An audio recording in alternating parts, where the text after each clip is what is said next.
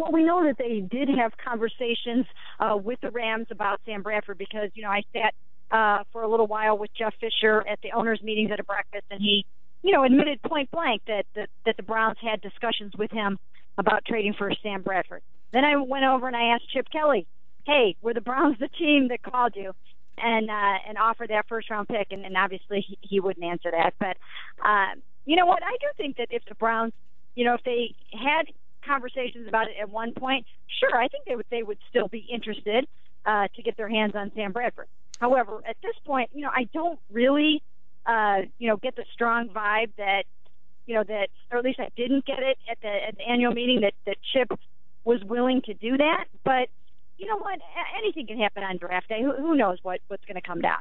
Sure, and obviously here, Chip has been linked to Marcus Mariota since about, 2012, it seems like. But since he got hired here, it seemed that was going to be the end game, that Mariota was going to be his end game. That's why a lot of people here sold on Bradford. But do you make anything of this Manziel attachment to a deal to Philadelphia? I haven't made anything of it. From as best I can to this point, it's still a rumor. I think the person on the site, I think it was like chatsports.com or something like that, said the source was a friend of an agent.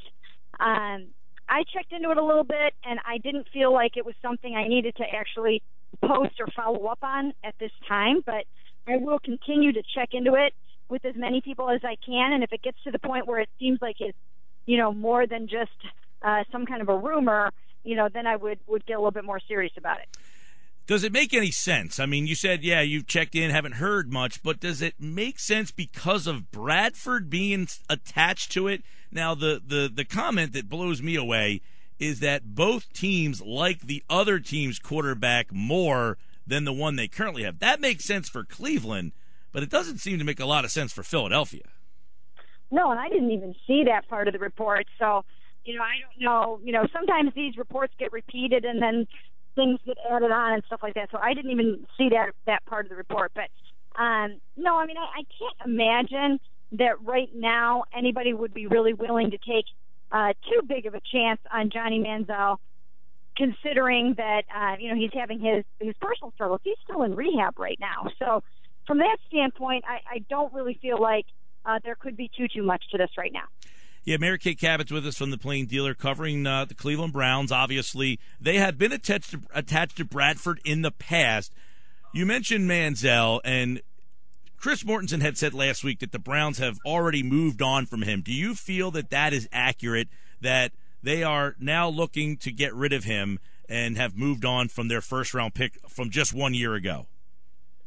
No, I think what the situation is right now is that the Browns want to get Johnny Manziel out of rehab. They want to get him back on the football field. They want to get him working with Kevin O'Connell, their new quarterbacks coach, who did a nice job with him leading up to the draft last year. They don't know what they have in Johnny. They've said that all offseason very publicly. We've been, writing all along that they were proceeding as though he wasn't going to be available to them as a starter this year. They don't know what he's going to be. But it doesn't mean that they have completely moved on from him at this point. I think they're in kind of wait-and-see mode who the new Johnny Manziel might be. Yeah, that's interesting because obviously, as you said, he's in rehab. Has he been there longer than they anticipated, or is this something that they knew all along?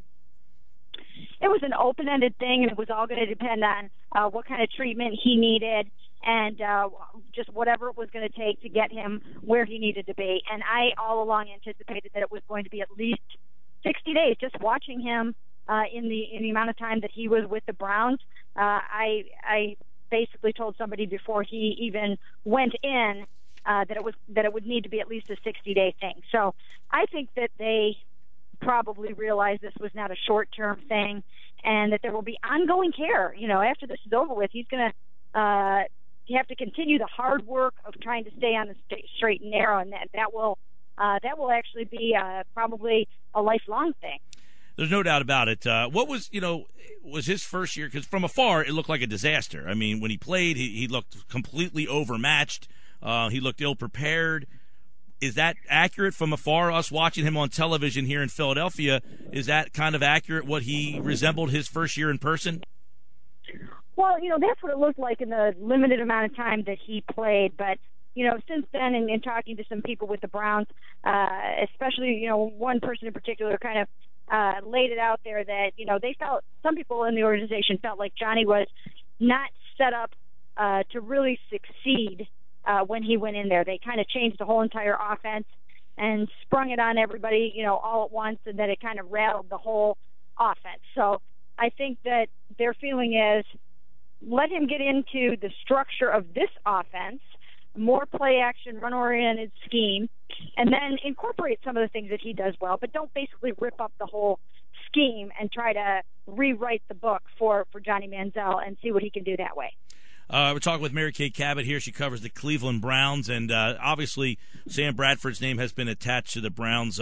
This goes back before he was with the Eagles, correct? And, they had talked to the Rams. What was the sticking point why those two teams could not get a deal done? Because some people have kind of speculated that the Cleveland and Rams kind of maybe set this all up and that so they could kind of rope Chip Kelly in.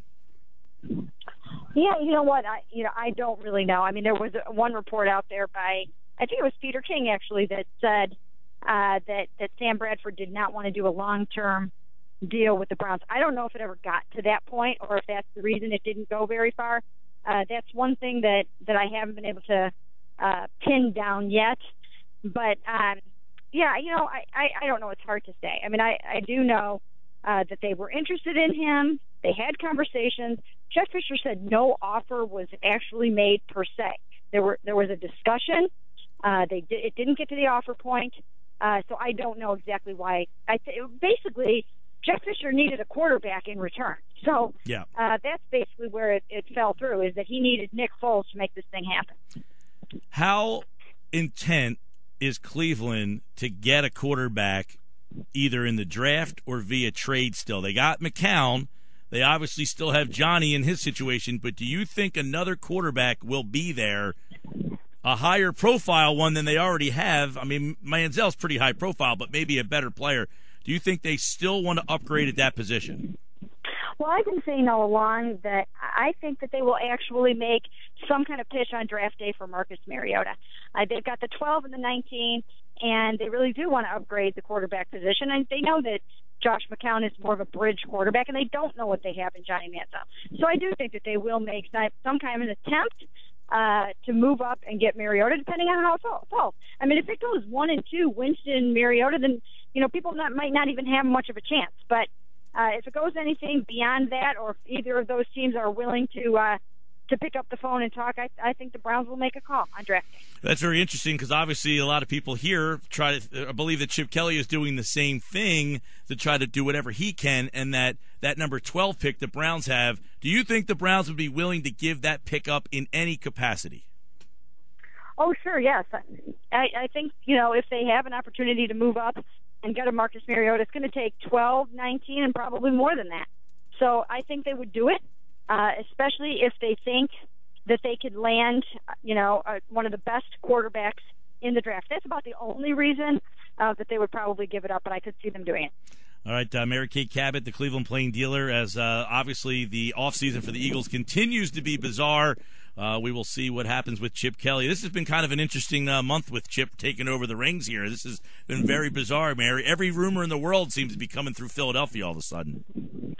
Well, he was incredibly active and, and did obviously a lot of daring, bold moves and kept things pretty lively. So, and I think the thing is, most people are finding it hard to believe that he's going to stop right there and stick with Sam Bradford, a guy coming off back-to-back ACLs. I think that's where the skepticism is coming in. Maybe he means it. Maybe he's got something up his sleeve. When you spoke to him, was it very brief, or did you get a chance to really engage with him a little bit when you got your opportunity to talk to him? Oh, I hung out there at Chip's table probably for, probably close to half an hour and listened, and it was quite entertaining. It reminded me a little bit of back in the day when I covered Bill Belichick, and you had that sort of gamesmanship going on between, reporter, coach, asking the questions. It was kind of funny. I really actually enjoyed it. But, yeah, he had a very, very crowded table at the NFL annual meeting. And, he really tried to throw water on any notion that he will try to get Marcus Mariota. That's the vibe that I got in the time that I was there. But again, I've come to not really believe anything anybody says at this time of year, so I'm always skeptical. Well, I think we're all kind of unsure of what will happen, but nothing seems to be surprising to Eagles fans at this moment. Mary Kay Cabot, the Cleveland Plain Dealer, thank you so much, Mary. Thank you, guys.